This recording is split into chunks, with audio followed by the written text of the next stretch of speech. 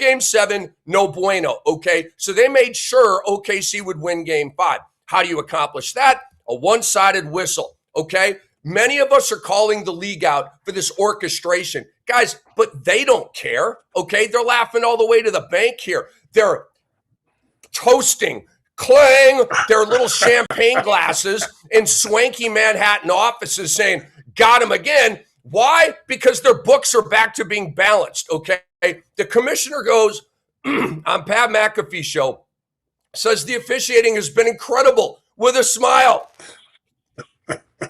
Adam, are you kidding me? So he's just laughing at us with that. That was Adam Silver trolling, legit, all right? What is the NBA?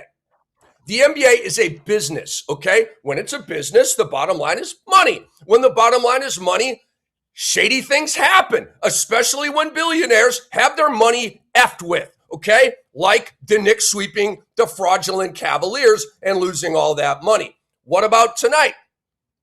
I have a prediction for tonight. Dwight ain't gonna like it. There's about to be some serious home cooking tonight in San Antonio, from churros to burritos and beyond. Okay, the same thinking applies. The league doesn't necessarily care who's going to win the series. They just want 7 games. Okay, and to get 7 games, the Spurs have to win game 6 tonight. Okay, so I expect a pro San Antonio whistle, probably not quite as obvious as game 5 at OKC, but your Thunder are going to be playing 5-on-8 tonight. Place your bets. Dwight Walton, you've been chortling. You've been throwing your head around. It is your turn. Was game 5 rigged? Ashley, Rick, and to everybody watching and listening, I refuse to go down this road. I believe in sports. I am not naive, but I believe in sports, and I still believe in humanity.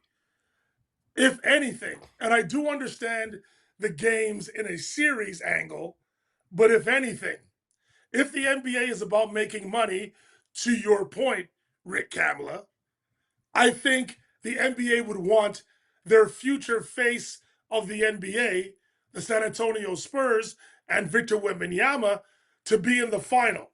So whether it happens in game 5, in game 6, or in game 7, I think if we're talking about the bottom line and expanding the brand and exposing the future face of the NBA, Victor Wembanyama, the NBA want the Spurs to play against the Knicks in the NBA final. I refuse to go down this road.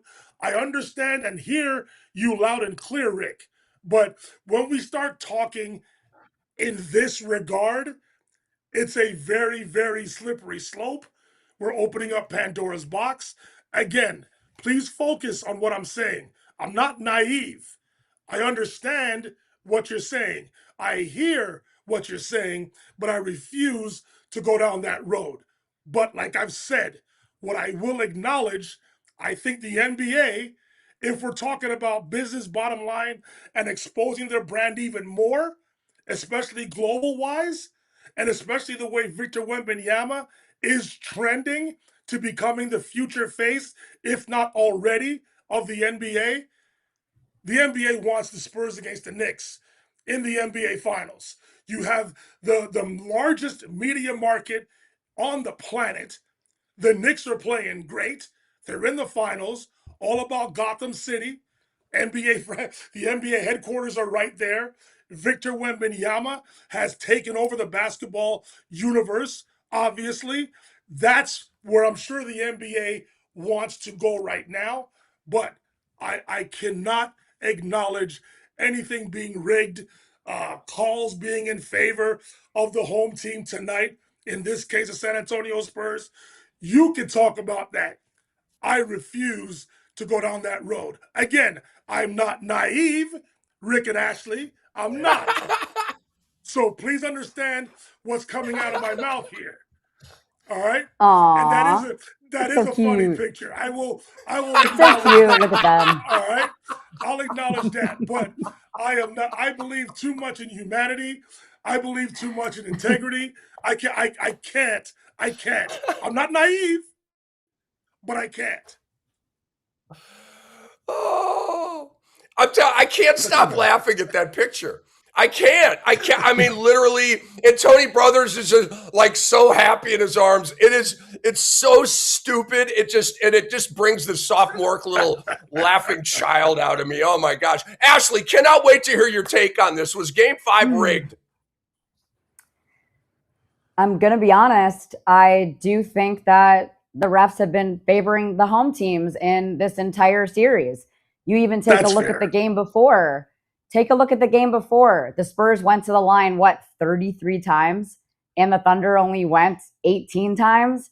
There was a big discrepancy there for me. And then you look at this game, game 5, and it was the same story. OKC got to the line more times. But I will also say that I do think OKC played the better game. So regardless if the officiating was rigged and the officials were calling more in favor of OKC, I still think the Spurs did not play up to their standards. I think Wemby had an awful game. He was doing the same thing he did in game 1 against the Minnesota Timberwolves, where he was riding and dying by that 3-point shot and it wasn't falling down.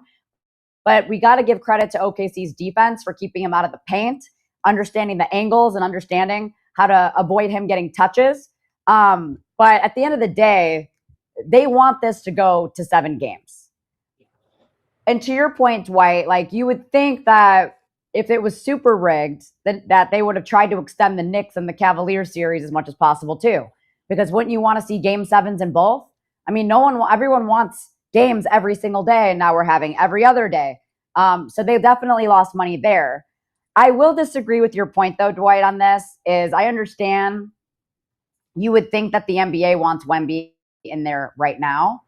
I think the better storyline for the NBA is 2-time MVP, reigning champions, getting to the finals, battling against the Knicks, who haven't been there since 1999. And is it going to be possible for this Knicks team to knock them off their throne?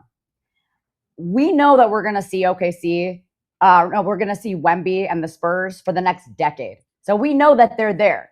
They're going to be the team that's going to be fighting against OKC for the next decade, as I said.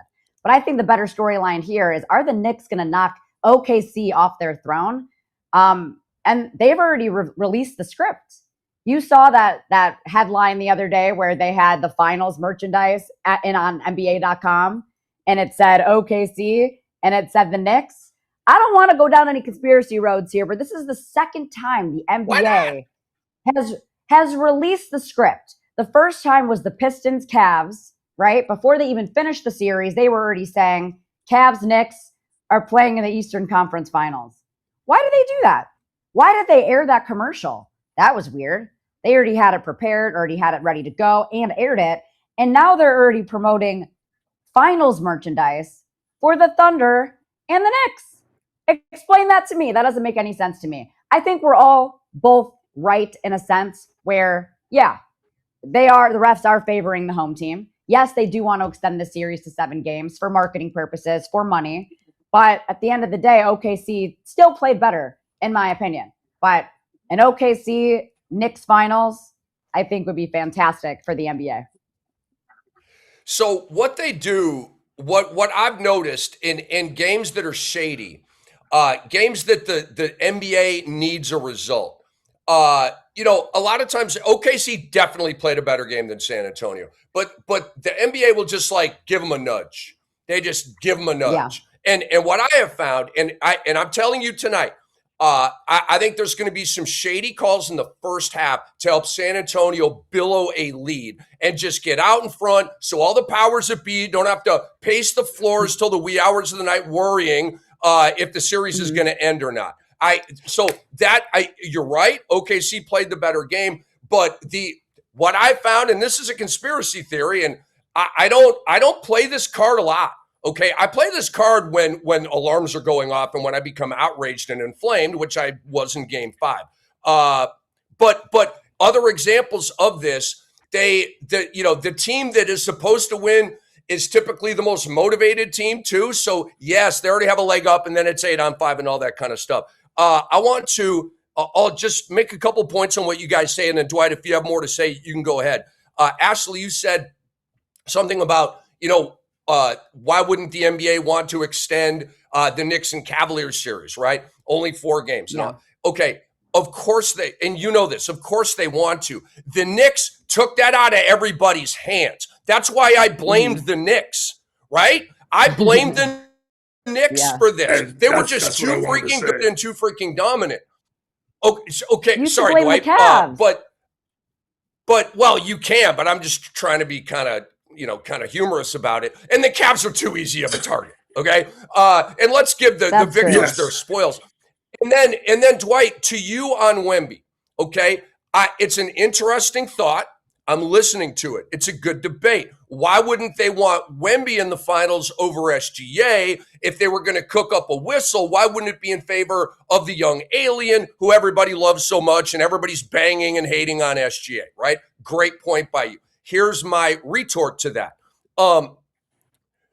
The NBA already has the Knicks in the finals.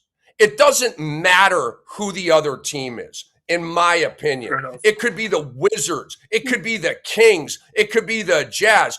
The Knicks are in the finals. They are a guaranteed ratings bonanza all by themselves. So go ahead, Dwight, from there.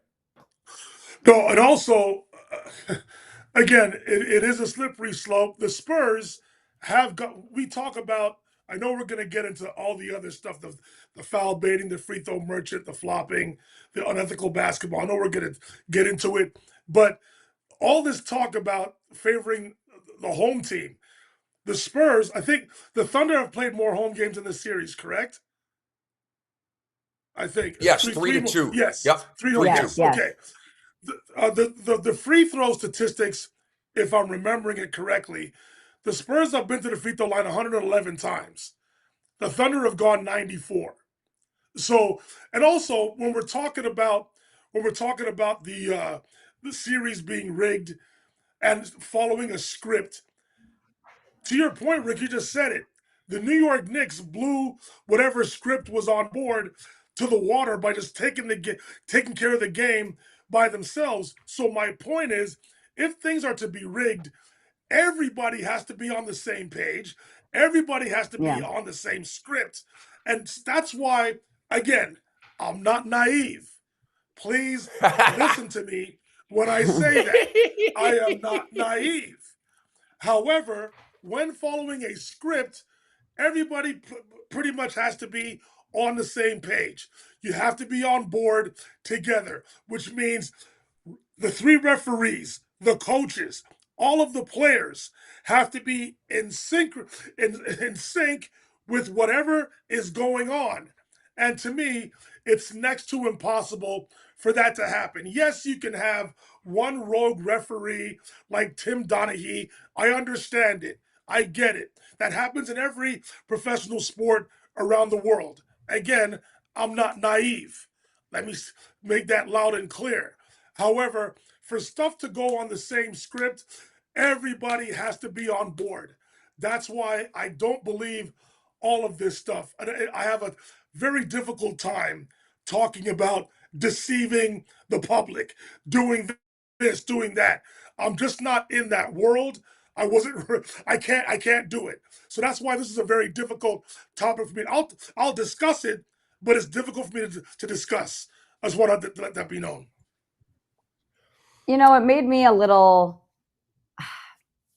bit more skeptical of the league once I started seeing NBA players tweeting about this. And it was multiple NBA players across the board. And when you start seeing guys who are actually playing and actually experience these whistles being called for or against them, and just guys that have been around it for so long, especially Damian Lillard tweeting that out. I mean, I would say out of all the guys I've seen, Damian Lillard's extremely credible. He's not one of those guys that foul baits. He plays the game the right way. He's very respected amongst his peers and others. So, but Ashley, I'm willing to bet that he plays poker. I'm willing to bet that he plays poker on the team plane when they're flying. So when players discuss this, it's because they gamble in some way, shape, or form. And what I will say this, I would say more than 50% of the complaints that we hear when it comes to this topic, when it comes to the flopping, the foul baiting, the tanking, all of the negative talk that we experience on social media and in some cases in mainstream media, it's the gamblers that are talking. It's the ones whose financial lives, not the players, but for those who they want to make money on this stuff. Yeah. Those are the ones that complain the most. That's why this is such a hot topic. That's what it is. It's about the gambling. That's where all of this is going. And when gambling became legal in North America, I saw this coming 1,000 miles away. This is the issue. Yeah. This is why all of these things are such hot topics. This is where we're going, unfortunately. Well, I mean, the NBA has sponsorship deals with these companies. So it, to me, already makes it a little unethical in a sense. I know they want to make money. It's a moneymaker. I don't blame them. But when we're seeing this and you're seeing Tony Brothers goofing around with Lou Dort and some of the other guys on OKC and holding the whistle and smiling next to his ear, it just doesn't look good. You know, they're helping players off the floor. I don't like it. Do your job.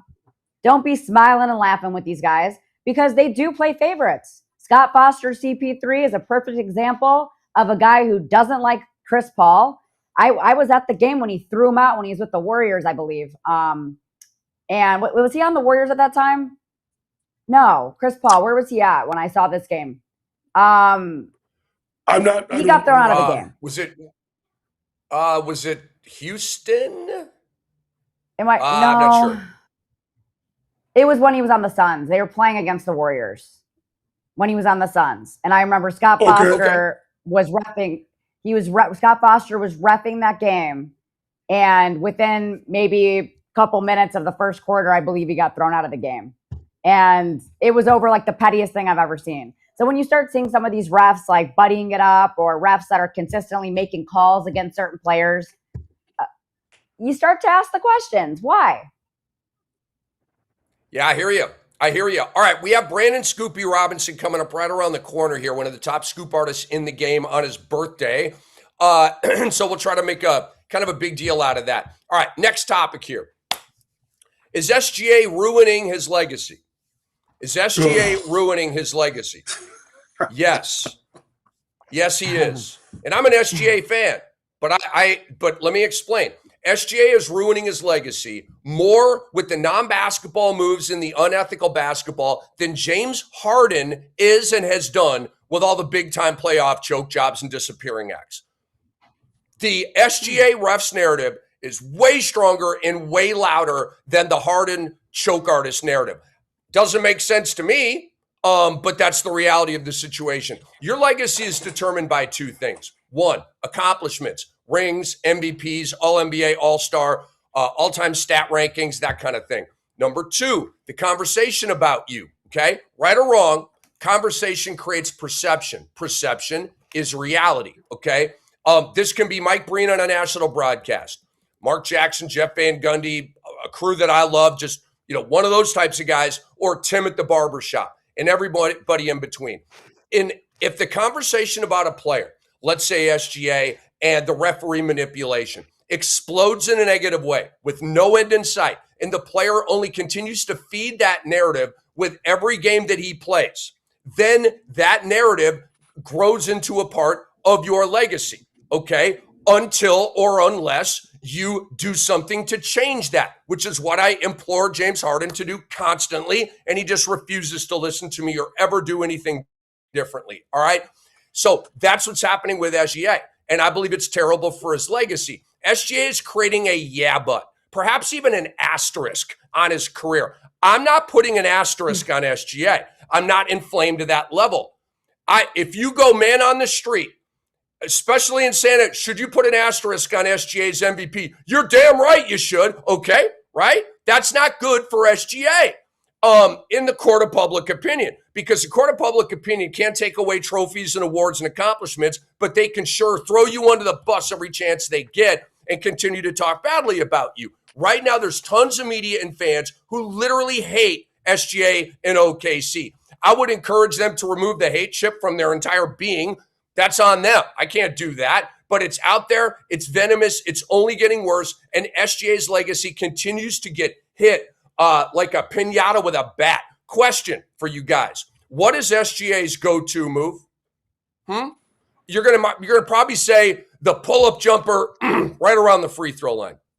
That's not a go-to move. Kevin Durant had that. Michael Jordan had that. Kobe Bryant had that. Every great player's got a 1 dribble pull-up, 2 dribble pull-up, 3 dribble pull-up. Every single one of them has that, okay? The answer, SGA's go-to move is falling to the floor and getting a whistle. No. That's his go-to move, his signature move. It's not the skyhook.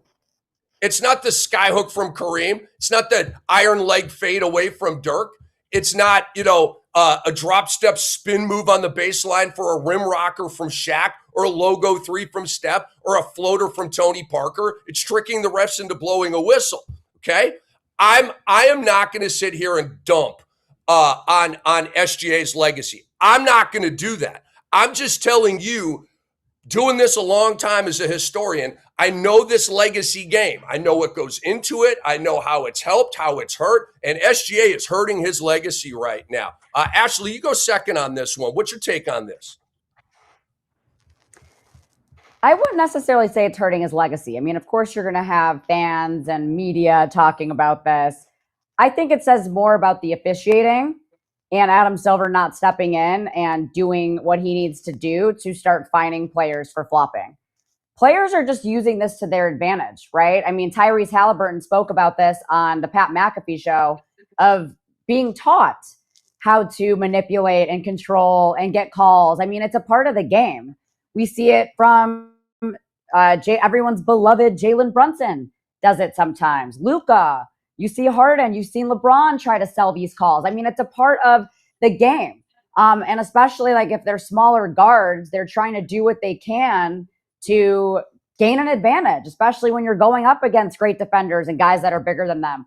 So I won't necessarily say it's going to ruin his legacy because he deserved to be a 2-time MVP. He deserved to win the championship. And I'm not going to allow this narrative to take that away. I just think that, yeah, it's getting a little out of hand, and I'm sick of seeing him fall to the floor, and I'm sick of seeing him, bump into his defenders to get a call. Like, I don't want to see that. I think it's bad for the game. It's destroying the rhythm. It's destroying the flow. But he's doing this because the NBA is letting him get away with it. And it's just his way of getting to the free throw line, getting points. Signature move. You mentioned his signature move, and then you said it wasn't a signature move. So I'm so confused what we're doing here, because being able to control pace, he's very controlled chaotically, where he could go super fast, deaccelerate and stop and bump and be able to pivot. And the pump fake, that post move to me is deadly. And when you can master that, I mean, we talk about, all these players are riding and dying from 3, and we're sick of this 3-point shot that Steph Curry created. But now you've got a guy who actually plays, to me, old school traditional basketball, where he's able to get to those mid-range shots, where he's not forcing 3-pointers. I respect that about Shai's game, and I think he does it better than anyone in the league. So you want to talk about Shai's move? What does Wemby got? What does Wemby got? A roll to the basket dunk? I mean, you want to talk about guys that have, like, Shai to me is a pure point guard. I think he plays I do think he plays the game the right way, and he's getting those calls because the NBA is allowing it. But does he need those calls? No. I've criticized him all year, where I was like, you don't need to be foul baiting and hunting for whistles, because I know that you're capable of getting shots on your own. He's shooting over 55% from the field as a guard. That's unbelievable. So no, I'm not going to allow anyone to manipulate my thoughts into thinking that he's destroying his legacy. I do think the NBA needs to crack down on it, but I am a fan of Shai.